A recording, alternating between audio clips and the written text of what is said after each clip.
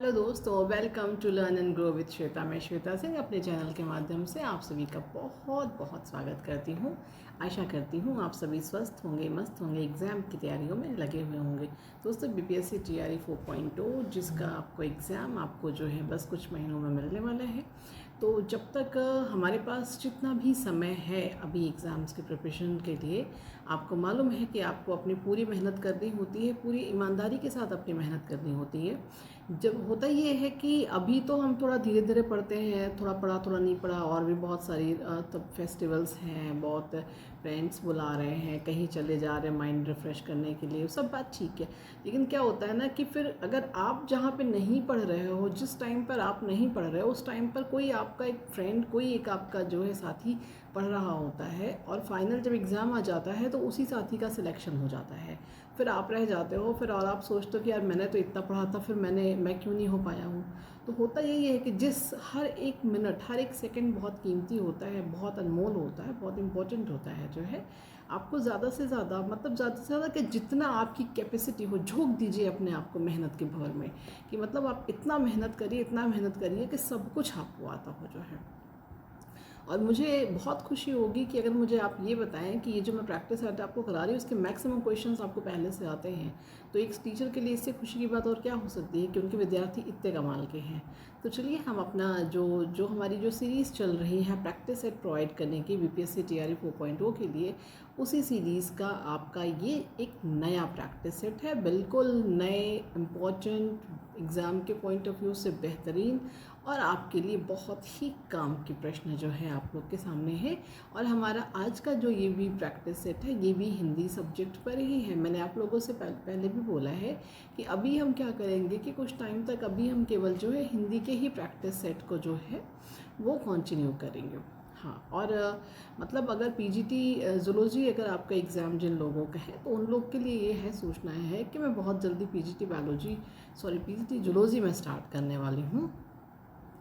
और बस जो है जब तक हमारा वो तो खैर ये मतलब पीजीटी जूलॉजी तो पर्टिकुलर से पीजीटी जूलॉजी वालों के लिए है, लेकिन ये जो आपका है ये तो आप सबके लिए है जो है। आप चाहे पीआरटी दे रहे हो, चाहे आप जूनियर दे रहे हो, चाहे आप पीजी लेवल दे रहे हो, आप कोई भी लेवल दे रहे हो, ये तो आपको पढ़ना ही पढ़ना पड़ेगा, क्योंकि ये तो पूछा ही पूछा जाएगा जो है। तो चलिए इन्हीं बातों के साथ में हम अपना आज का प्रैक्टिस सेट स्टार्ट करते हैं।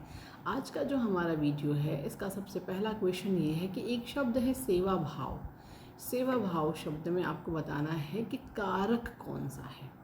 तो जब हम सेवा भाव का अर्थ समझेंगे तो सेवा भाव का अर्थ होता है सेवा का भाव, सेवा का भाव, और इसमें जो कारक निकल करके आता है वो संबंध कारक निकल करके आता है। आपको ज़रूर कारक याद होंगे, कर्ता ने कर्म को कर्म कर्म से, संप्रदान के लिए अपादान से, तो ये इस तरह से जो मतलब पूरा एक है उसको आपको ज़रूर आपको याद होगा। मुझे थोड़ा थोड़ा भूल रहा है अभी जो है। तो नेक्स्ट क्लास में इसको हम भी एक बार फिर से रिवाइज़ कर लें, क्योंकि गलत नहीं पढ़ाना चाहिए। अगर जो बताएं सही बताएं, नहीं अगर नहीं पता है तो रुक जाए जो है। तो यहाँ पे जो शब्द में इसमें जो कारक है वो संबंध कारक है आपका सेवा भाव शब्द में। अगला है कि कृत प्रत्यय। कृत प्रत्यय में जो है किन शब्दों के साथ जुड़ते हैं। जो कृत प्रत्यय या कृदंत प्रत्यय भी इनको कहा जाता है। तो कृत प्रत्यय या कृदंत प्रत्यय ये दोनों जो है इनको मतलब इसी नाम से जाना जाता है, दोनों नामों से जाना जाता है। ये जुड़ते हैं क्रिया शब्दों के साथ में। नेक्स्ट है एक शब्द आपका है कंदर्प। कंदर्प जो है ये आपको बताना है कि किसका पर्यायवाची है जो है। तो ये आपने वैसे तो अगर आपके सामने एक कंदर्प शब्द आ जाएगा तो शायद आप नहीं समझ पाएंगे कि कौन से शब्द का पर्यायवाची है। लेकिन अगर हम आपसे पूछें कि कामदेव का पर्यायवाची बताइए, तो वहाँ पे अगर आप ये पूरा पढ़ेंगे तो वहाँ पर आपको जो है वो मिल जाएगा। और कामदेव के कई सारे पर्यायवाची हैं, लेकिन जो इम्पोर्टेंट पर्यायवाची हैं वो आपके ये रहे कि मदन, कामदेव और अनंग। तो कामदेव, मदन, अनंग और कंदर्प, ये चारों जो है कामदेव के पर्यायवाची हैं। अगला प्रश्न है कि हिंदी भाषा का प्रथम प्रमाणिक ग्रंथ कौन सा है। तो हिंदी भाषा का प्रथम प्रमाणिक ग्रंथ है पृथ्वीराज रासो है। आप इसके लेखक बताएंगे कमेंट बॉक्स में, तो मुझे बहुत खुशी होगी और आपको भी खुशी होगी, क्योंकि जब हम उसको लिखते हैं तो उससे हमारा क्या होता है, एक तरह का रिविजन हो जाता है जो है। अगला प्रश्न है कि हिंदी नवजागरण काल के अग्रदूत हम किन्हें कहते थे। साथ ही साथ में 2 प्रश्न यहाँ पर देखिए है। एक हिंदी नवजागरण काल के हम अग्रदूत किन्हें कहते हैं, वो भारतेंदु हरिश्चंद्र जी को कहते हैं। और साथ ही साथ में हिंदी आधुनिक काल के प्रतिनिधि के तौर पे भी भारतेंदु हरिश्चंद्र जी को जाना जाता है। एक बार फिर से सुनते हैं, समझते हैं कि हिंदी नवजागरण काल के अग्रदूत, दोस्तों हम हिंदी नवजागरण काल के अग्रदूत के तौर पे भारतेंदु हरिश्चंद्र जी को जानते हैं और साथ ही साथ में हिंदी आधुनिक काल के प्रतिनिधि के तौर पर भी हम इन्हीं को जानते हैं। अगला प्रश्न है कि राम एक कुशाग्र विद्यार्थी है। इस शब्द में जो आपका कुशाग्र शब्द है ये आपका रेखांकित है। इसमें आपको बताना है, एक तो इसमें क्वेश्चन में ही है कि इसमें विशेषण है, मतलब आपको ये पहले से पता है कि यहाँ पर विशेषण है, लेकिन कौन सा विशेषण है वो आपको बताना है। तो विशेषण के प्रकार में एक प्रकार का आपका होता है गुणवाचक विशेषण। तो राम एक कुशाग्र विद्यार्थी है, इसमें जो है वो गुणवाचक विशेषण है, उसके गुणों की विशेषता बताई जा रही हूँ। अब जैसे एक क्वेश्चन है मुझे मिला ये एग्ज़ाम, मतलब कि आप जब हम प्रीवियस ईयर क्वेश्चन पेपर देख रहे थे तो वहाँ पर मुझे ये चीज़ एक मिला कि क्वेश्चन ये है कि कौन सा पुल्लिंग नहीं है, मतलब महीनों के नाम दिए हुए हैं, ठीक है, और आपको बताना है कि पुल्लिंग नहीं है। पुल्लिंग नहीं है का मतलब क्या है भाई, स्त्रीलिंग है। अगर पुल्लिंग नहीं है तो मतलब स्त्रीलिंग है। और 4 ऑप्शन दिए हुए हैं, तो 4 ऑप्शन है दिसंबर, जनवरी, फरवरी, मार्च। अब आपको बताना है कि इसमें कौन सा पुल्लिंग नहीं है। पुल्लिंग नहीं है मतलब कि स्त्रीलिंग है, तो उसका आपका यहाँ पर इन चारों ऑप्शन में जो सही जवाब हो जाता है वो आपका हो जाता है जनवरी। लेकिन अब आप थोड़ा सा समझ लीजिएगा इसको और डिटेल में कि जनवरी, जुलाई और मई ये पुल्लिंग नहीं है।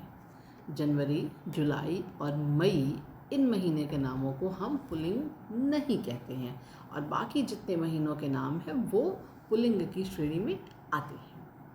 मैं उम्मीद करती हूँ कि आपको यहाँ तक की बात समझ में आ गई होगी। तो जो हमारा अगला प्रश्न है वो ये है कि संज्ञा से बना हुआ विशेषण है। अब यहाँ पर 4 ऑप्शन आप लोग के सामने हैं। संज्ञा से बना हुआ विशेषण बताना है, 4 ऑप्शन आपके सामने हैं। एक है सुखी, एक है प्रसन्न, एक है कटु और एक है सुंदर। तो अब आपको यहाँ पे तो चारों एक ही जैसे लग रहे होंगे, लेकिन इन चारों ऑप्शन में जो संज्ञा से बना हुआ विशेषण है वो है आपका सुखी। सुख से सुखी बना हुआ है जो है। अगला प्रश्न है कि मुझे किस प्रकार का सर्वनाम है। तो यहाँ पर आपको ये पता, जैसे ये तो इन्होंने बता ही दिया है कि मुझे एक सर्वनाम है, लेकिन आपको यहाँ पे ये ज्ञात करना है कि मुझे किस प्रकार का सर्वनाम है। तो मुझे में जो है वो आपका देखिए थोड़ा सा समझिएगा कि उत्तम पुरुष, मध्यम पुरुष और अन्य पुरुष। उत्तम पुरुष होता है वक्ता यानी कि स्पीकर के लिए, और मध्यम पुरुष होता है श्रोता यानी कि जो आपका लिसनर होता है, जो सुनता है उसके लिए, और अन्य पुरुष होता है वो सभी के लिए होता है। मैं बोल रही हूँ मुझे मतलब स्पीकर, वक्ता की बात हो रही है, यानी कि उत्तम पुरुष की बात हो रही है। तो मुझे में जो सर्वनाम है वो उत्तम पुरुष का सर्वनाम है। चलिए दोस्तों, अब हम अपने नेक्स्ट क्वेश्चन की तरफ चलते हैं। हमारा नेक्स्ट क्वेश्चन ये है कि एक शब्द आपका है निर्विवाद।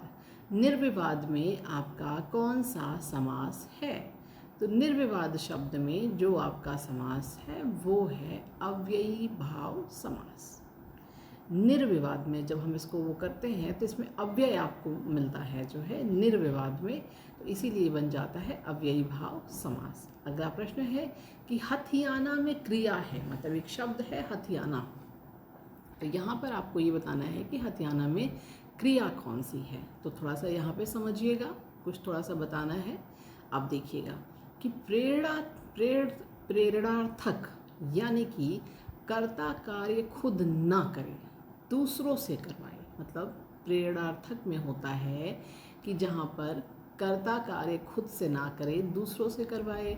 दूसरा होता है संयुक्त, यानी कि 2 संयुक्त मतलब मिक्स हो रहा है, 2 क्रियाएं मिल रही हैं।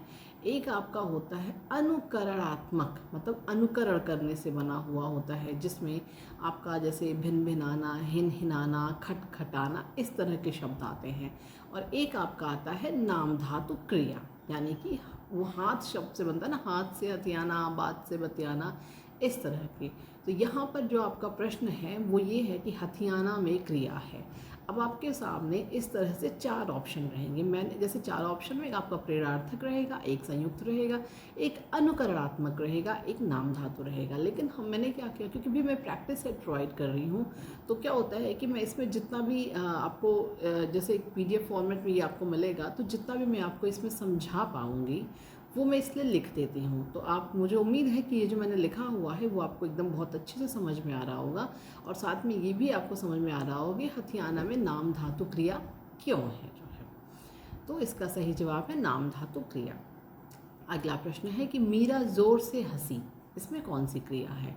तो जो मीरा जोर से हंसी है, तो इसमें जो क्रिया है वो अकर्मक क्रिया है। यहाँ पे सकर्मक में कर्म जुड़ता है, कर्म यहाँ पे कर्म नहीं है, तो इसलिए यहाँ पर अकर्मक क्रिया है। और अकर्मक क्रिया में आपका मैंने थोड़ा सा देखिए यहाँ पे समझाने की कोशिश की है कि जब क्रिया का प्रभाव कर्ता पर पड़ता है तो वो आपका जो है, जब क्रिया का प्रभाव कर्ता पर पड़ता है तो वो अकर्मक हो जाता है, और जब कर्म पर पड़ता है तो सकर्मक हो जाता है।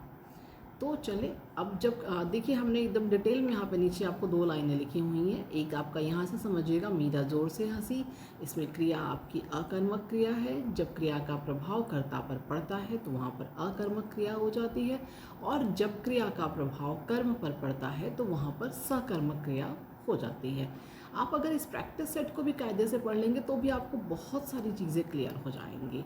अगला प्रश्न है कि गयंद का अर्थ क्या है? एक शब्द है गयंद, इसका अर्थ क्या है? तो इसका अर्थ है एक बड़ा हाथी।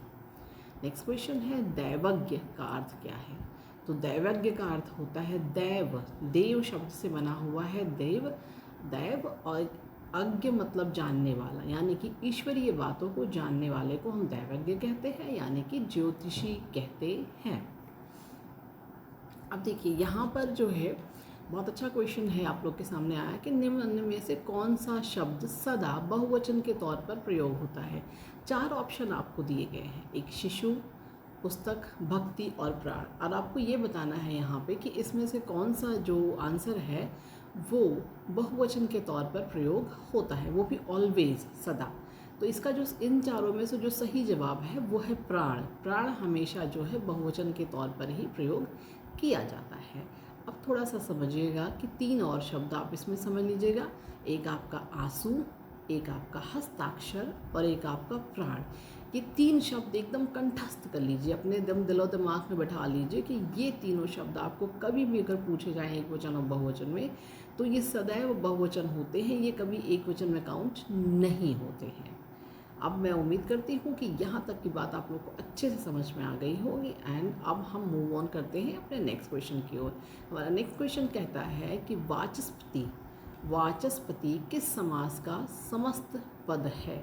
तो वाचस्पति जो है वो आपका अलुक तत्पुरुष, अलुक तत्पुरुष जिसमें पूर्व पद की विभक्ति का लोप न हो, मतलब जिस पद में पूर्व पद की विभक्ति का लोप नहीं होता है वहाँ पर अलुक तत्पुरुष होता है। और एक शब्द है वाचस्पति, इसमें अलुक तत्पुरुष का प्रयोग हुआ है जो है। अगला क्वेश्चन है नय तत्पुरुष, इसमें क्या होता है? तो नय तत्पुरुष, न और इया, नय तत्पुरुष इसको पढ़ा जाता है। नय तत्पुरुष में आपका नकारात्मक, यानी कि वो आपको नेगेटिव फीलिंग, न शब्द का प्रयोग होता है, तो नकार का बोध कराता है, वहाँ पर नय तत्पुरुष होता है। नेक्स्ट क्वेश्चन है, उम्मीद है कि आप लोग को आता होगा, थोड़ा सा आसान भी है, कि उन्मूलन का विलोम है। उन्मूलन, उन्मूलन मतलब उखाड़ना, जैसे डायलॉग अगर उखाड़ कर फेंक देंगे तो उन्मूलन कर देंगे, तो उन्मूलन का जो विलोम है वो रोपड़ कहलाता है। मतलब आपको उसको रोपना, मतलब उसमें जैसे होता नहीं कि पौधे रोपते हैं जो है, तो लगाना, पौधे लगाना, रोपड़, उन्मूलन, ये दोनों आपस में विलोम शब्द हैं। तो दोस्तों ये अब आप लोगों ने देखा कि काफ़ी बेहतरीन, इम्पॉर्टेंट और आपके एग्ज़ाम के पॉइंट ऑफ व्यू से कमाल के प्रश्न आप लोग के सामने रखे गए हैं। मैं उम्मीद करती हूँ कि हिंदी के जितने भी यूट्यूब चैनल पर आप देखते होंगे आपको ये शायद ही कहीं इस तरह का मिलता होगा। ये मेरी अपनी कोशिश है मैक्सिमम आप लोगों के लिए ढूंढ कर लाने की। कभी कभी हो जाता है कि वीडियो में 1-2 दिन की देरी हो जाती है, मेरी भी अपनी पर्सनल लाइफ में मेरे भी तमाम अपने काम रहते हैं, तो कई बार इन्हीं सब चीज़ों की वजह से, व्यस्तताओं की वजह से वीडियो अपलोड होने में देरी हो जाती है। पूरी कोशिश रहती है कि देरी ना हो, लेकिन हो जाती है। तो बस अब आज की वीडियो में हम इतना ही रखते हैं। वीडियो अगर पसंद आती है तो लाइक शेयर सब्सक्राइब ज़रूर करिएगा। आपके लाइक शेयर सब्सक्राइब से हमें बहुत मोटिवेशन मिलता है। चैनल पर नए हो तो बेल आइकन का बटन ज़रूर प्रेस करिएगा। उससे ये सुविधा होती है कि जब भी कोई नया वीडियो मैं अपने चैनल पर अपलोड करती हूँ तो नोटिफिकेशन आपको फ़ौरन मिल जाती है। PDF प्राप्त करने के लिए टेलीग्राम चैनल ज्वाइन कर लीजिएगा। टेलीग्राम के चैनल की लिंक वीडियो के डिस्क्रिप्शन बॉक्स में मिलती है। कोई दिक्कत कोई असुविधा होती है कमेंट बॉक्स में मैसेज कर दीजिएगा, डायरेक्ट लिंक आपको मिल जाएगा। Otherwise learn and grow with Shweta के नाम से सेम लोगो सेम आइकन की तरफ से, मतलब जैसा यहाँ पे वैसा सेम टेलीग्राम पे होता है, तो वहाँ पर आप जो है चैनल ज्वाइन कर सकते हैं PDF प्राप्त करने के लिए। तो दोस्तों आज की वीडियो को अब हम यहीं पर समाप्त करते हैं। आपसे बहुत जल्दी मिलेंगे और उसमें भी ऐसे ही बेहतरीन कंटेंट के साथ में आपसे बहुत जल्द मुलाकात होगी। Thanks for watching my full video. Thank you, good night, शुभ रात्रि, टेक केयर, शबा खैर, बाय बाय।